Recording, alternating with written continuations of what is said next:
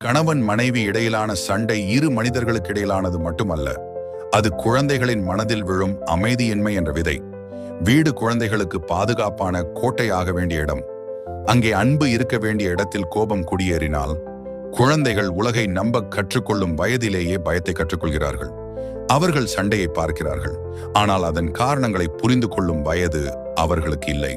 அதனால் அவர்கள் தங்களைத்தான் குற்றவாளிகளாக எண்ணத் தொடங்குகிறார்கள். பெற்றோரின் வார்த்தைகள் குழந்தைகளுக்கு காற்றைப் போல. மென்மையாக வீசினால் உயிர் வளரும், கடுமையாக வீசினால் உள்ளம் காயப்படும். கணவன் மனைவி ஒருவரை ஒருவர் காயப்படுத்தும் போது அந்த காயத்தின் வலி குழந்தைகளின் மௌனத்தில் பதியப்படுகிறது. அன்புடன் தீர்க்கப்படும் ஒரு சிறிய கருத்து வேறுபாடு குழந்தைகளுக்கு வாழ்க்கை பாடமாக மாறும். ஆனால் அடக்க முடியாத கோபம் அவர்கள் எதிர்கால உறவுகளின் அடித்தளத்தையே சிதைக்கலாம். கணவன் மனைவி ஒருவரை ஒருவர் வெல்ல முயன்றால் குழந்தைகள் வாழ்க்கையில் தோல்வி பயத்தை கற்றுக்கொள்கிறார்கள். கணவன் மனைவி ஒருவரை ஒருவர் புரிந்து கொண்டால் குழந்தைகள் உலகை நம்ப கற்றுக்கொள்கிறார்கள். வீட்டில் அமைதி என்பது பெரியவர்களின் வசதி அல்ல, அது குழந்தைகளின் உரிமை. குழந்தைகள் சொல்வதை விட பார்ப்பதையே அதிகம் பின்பற்றுகிறார்கள்.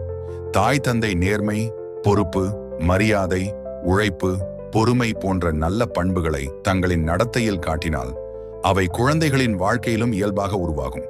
பெற்றோர் உண்மையாக நடந்து கொண்டால் குழந்தைகளும் பொய் பேசாமல் வளர்கிறார்கள். ஒருவரை ஒருவர் மதித்து பேசினால் குழந்தைகளும் மரியாதையுடன் பழகுகிறார்கள்.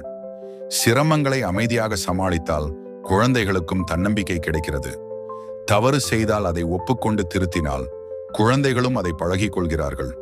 பெற்றோர் சொல்வதை மட்டுமல்ல, செயலில் காட்டும் வாழ்க்கை பாடங்களே குழந்தைகளின் எதிர்காலத்தை அழகாக வடிவமைக்கின்றன. அதனால் நல்ல மனிதர்களை உருவாக்க விரும்பினால் தாய் தந்தை முதலில் நல்ல மனிதர்களாக வாழ வேண்டும்.